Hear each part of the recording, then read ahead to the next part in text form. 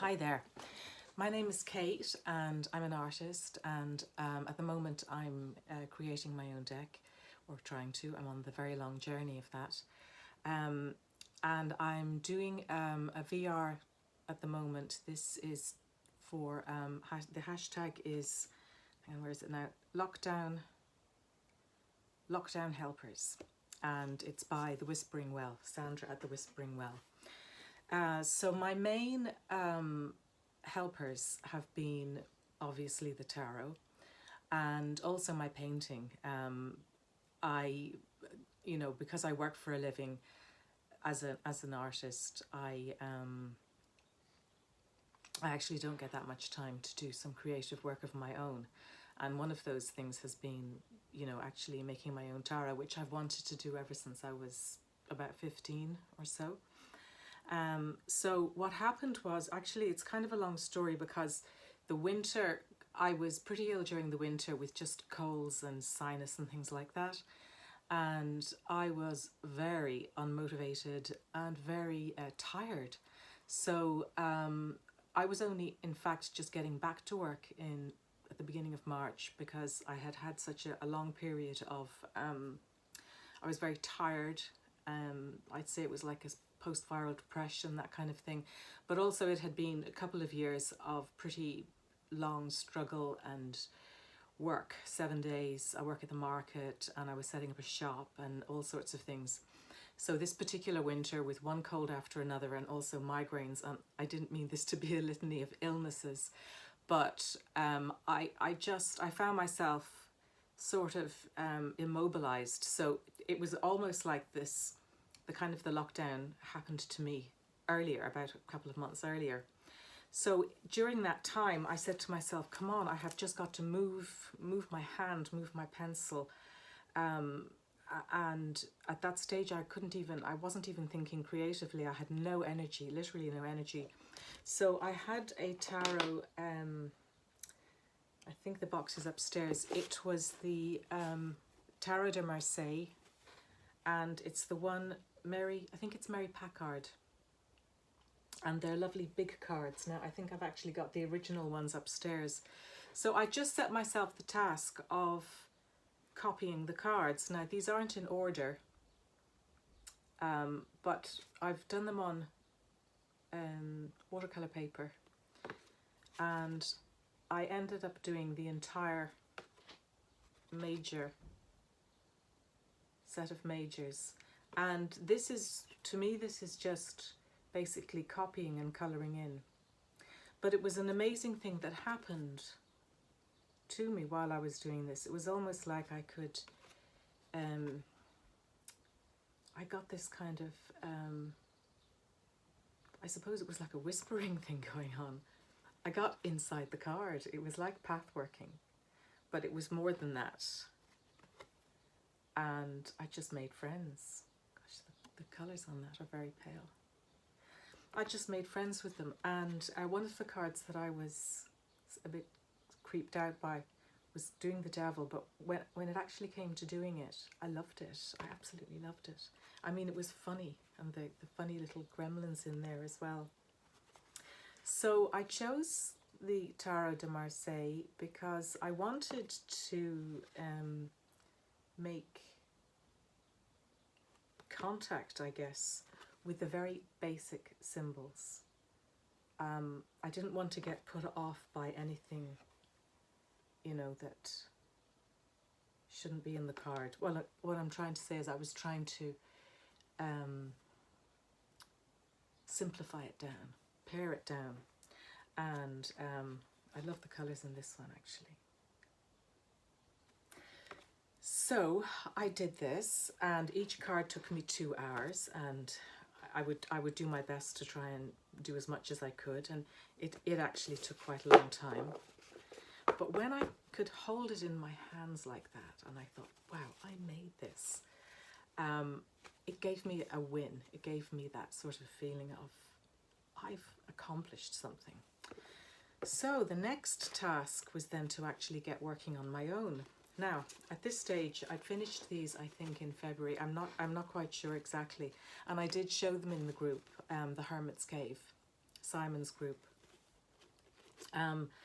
But I used that as a kind of a springboard to then start my own designs. And of course, at that stage, see, I'm coming from sort of being extremely tired to trying to be creative, and it's the first thing that will go, my creativity. So I thought, well, the least I can do is, hang on just one second. This is the all-important template. I thought the least I can do is get the template from one of the websites that, you know, the printers' websites, so I know that I'm working in the right size.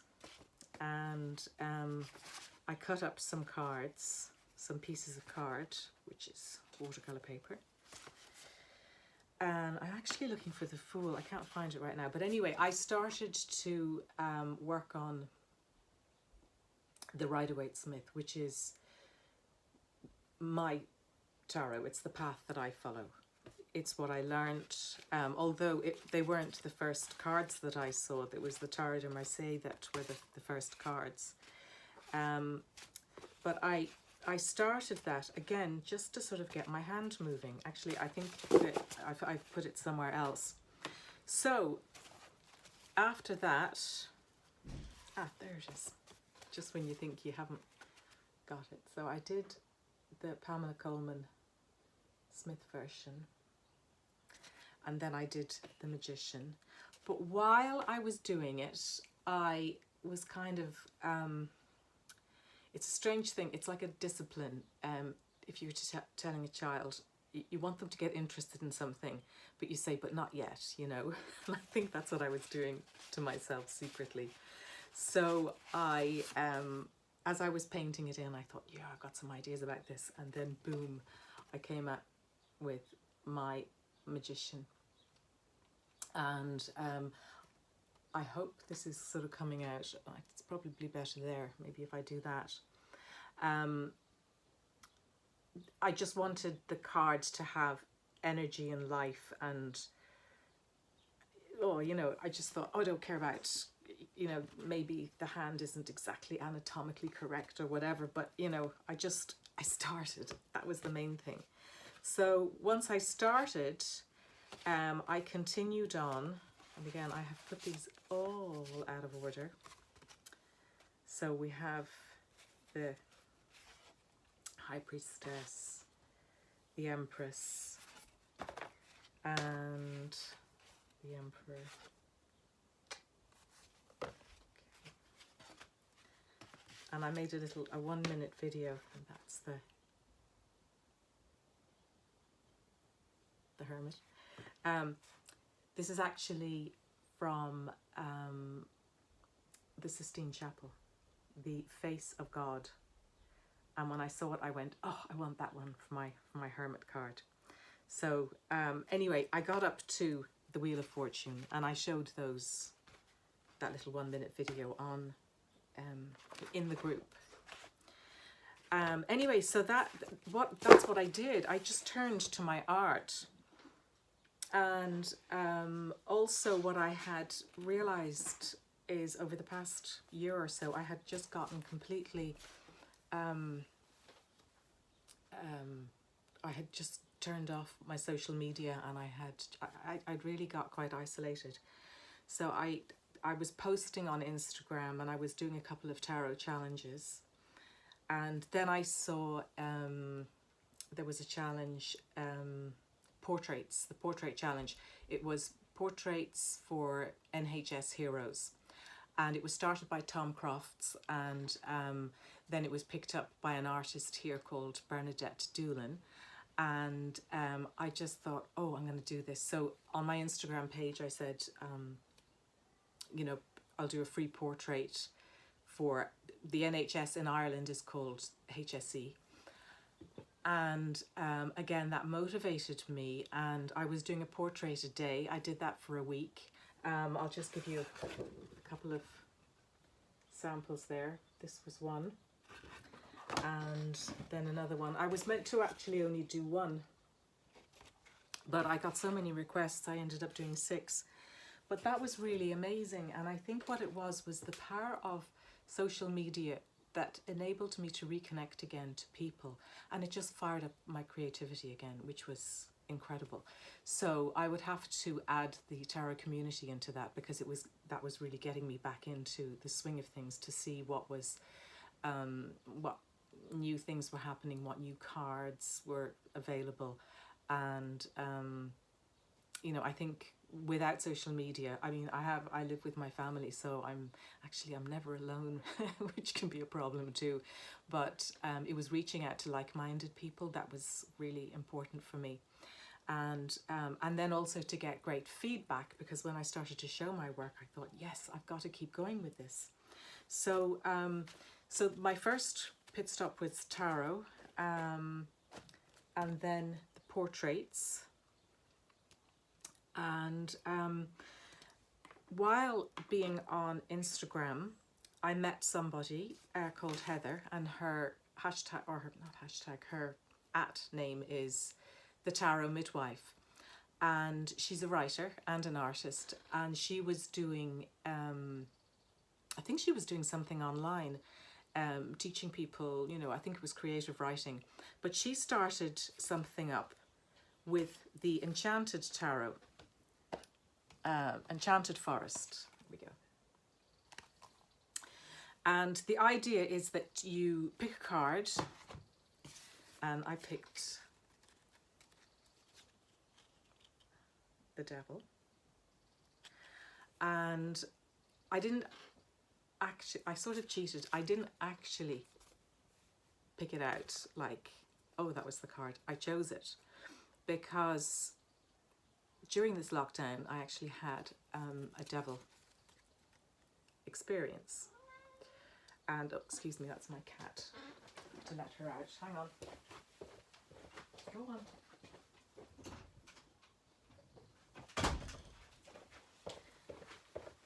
Sorry about that, but she was going to cry louder and louder. Anyway, yeah, it was interesting. I was working on my tarot, and something had come up, and I got some very bad news, and it involved a betrayal, and it hurt me really deeply, and it turned my world upside down, and I had a kind of, it was a bit of a dark night of the soul. But when I looked at it symbolically, I realised I have met the devil. And funnily enough, I had actually, to that point, I had come through the tarot. My last card, the last card I painted was the Death card. And the next one would be Temperance. And in fact, I did this little one from the previous deck. And then I have another little one up there. So I wanted angels all around me. Talk about the Irish and the superstition. But I don't take these things lightly. When I was doing the devil in the Tarot de Marseilles, and I said I actually laughed and it was funny. I can find him here. It was actually a very therapeutic thing to do, to actually colour it in and to look at all the little details and the claws and the little bat's wings. And I coloured him in blue, like sort of like an Indian god, and I just sort of saw it for what it was. And when I had this betrayal experience, I said to myself, think of the funny side of the devil. There's always a side that is, you know, you can see the humour in it, but yes, it bloody hurts when you've been betrayed. But then you strip it down to what actually really matters, and a lot of it is illusion. So it was funny that I had come to that spot in the tarot, and I haven't actually gone past yet. I haven't done the larger version of Temperance or the Devil, and that's next. I've got some drawings to work on. But anyhow, I actually came down with another sinus thing. I felt a little bit ill. And that's the worst thing, because I find it so difficult to rest and keep still. I've always got to be doing things. but my shoulder was hurting. I just completed a whole lot of painting. I obviously needed to take a break, and so I went on Instagram and I met this lovely woman who was doing the like tarot travel, and it was to do with writing a story of where you're at. So that's, I sort of went round in a loop. So I picked the devil because I knew that this was my stumbling block. So I'm at the moment I'm creating my my website for the tarot cards that I'm painting, and I've added a page on the tarot travel. And so it started with the devil. I met the devil in the forest, and then went to the moon card. So you pick another card and what happened next. And he bewitched me with his spell. And then the antidote was the Six of Cups, the Six of Visions, to remember the all of the things that I loved to do as a child. And when you take a pack like this, you don't have to use this particular pack to do the storytelling, but you can use anything. But this one has quite a lot of details, and there's a tiny detail in there in the crevice of the tree. There's crayons popping up, and then the owl has a book. So I saw that as a sketchbook and crayons. So I did this as part of my therapy. So as in like from the story, and then what I did next. And so I got my crayons out and stuff like that. But it goes on like that. And then I met a lovely woman in the forest who had this house, and we became really good friends. And then, you know, the story is, I've just left there now, so I'm sort of continuing on my adventures. But what was really, really interesting was I hadn't tried this before, and I didn't have any faith in my writing. And it was really nice to write this story and have somebody who, she lives in Australia, I'm in Ireland, it couldn't be further away, and to have someone hook up and say, oh, that's a great story, you know, and then I'm reading her story, she's reading mine. So, I mean, this is incredible, the power of social media. But amazingly, what is very good as well is I was able to tell my story of the betrayal with this fictitious character, and it helped to get it out of my system. And not only that, but it also changed the quality of my dreams. And I was finding that, you know, in the night, you wake up and you realize, oh, I'm dreaming, and then you roll over. There's that moment where you kind of go, oh yeah, what was that about? And I was realizing I was actually still in this forest, and I was looking for things that would help me. And one of them was the Ace of Wands, you know, to have this, a staff, which could also be a magic wand. And my magic wands are my brushes. You know, I've always seen those as wands.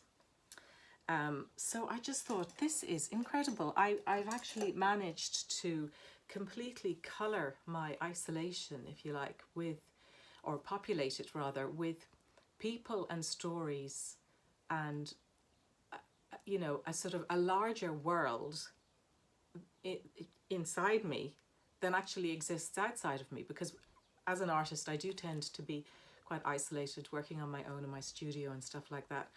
But this was just, it was just like such a win-win situation. So I was really happy and grateful to her. So I'm going to put the link for her website. It's thetarotmidwife.com. I'm going to put the link below this video. So if anyone is interested in doing it, you know, you can do it privately. You can connect with Heather on Instagram or whatever. But it's, if you feel stuck, and if you're in any way creative or not creative, doesn't matter, but it's a great way of being able to move on and to just get out of yourself, you know. Anyhow, that was one other thing. So I think I've got loads of things. One lovely one was connection was the Muse Tarot by Chris Ann. and this is completely new to me, and I actually quite like decks that are, you know, this is traditional, but the imagery is actually sort of non-traditional, because I love to see something different. You know, I don't often do the cards for myself with the Rider-Waite unless it's really, really important. But I really enjoyed looking at Chris-Anne's work, because she had a, in each of the cards, now I just wanted to show you this, this is my tarot notebook, this is another thing I've been able to start. She has a little sort of poem that goes with each card, and with the Hermit card, which is a figure in the desert, and very often I will think to myself, if I have a dry spell creatively, it's like being in the desert. And the lovely poem that goes with that, I just wanted to read it out and share with you, for the Hermit is, in solitude we meet the Muse, in solitude she guides, in gratitude she helps us choose, in darkness she confides, and when I search inside her heart, she tells me I am free, then in my solitude depart, because the Muse is me. And I found that just touched my soul, and I love when I discover something interesting in a deck of cards, because it's something that I am thinking about doing with my cards, to write a little haiku or a little piece of poetry with it. But there's something in what Chris-Anne says there, and I just thought, yeah, it really touched my soul as an artist. So that's my main, those are my main helpers. My tarot diary, my walking in the enchanted woods. I think I come up against this froggy fellow at some stage. What else? There's my continued work on the tarot. And the other thing that I have taken immense pleasure in, and I'm so lucky to have, is my garden. And I might do a walk through at some stage, or just maybe even if I can show you through the window. I'm gonna have to, oh, I don't know if I can turn this around, I don't think so, but I'll just give it a bash. And I don't know if you can see there, but I've been doing some gardening. I've got some new roses, and that's really been an absolute lifesaver. So yeah, that's about it, and hopefully I will get to do a few more videos. I've been very shy about coming on because different things, sort of creative reasons and stuff. If I'm actually working on something, I don't like to talk too much about it while I'm working on it, so I haven't actually done too many videos on that subject. But I would like to reach out and connect with the tarot community much more often, and I've been really enjoying the Quarren streams, Simon's Quarren streams, and hopefully hopefully I'll get to do a few more videos. So that's all for the moment, and thanks so much for watching. Bye.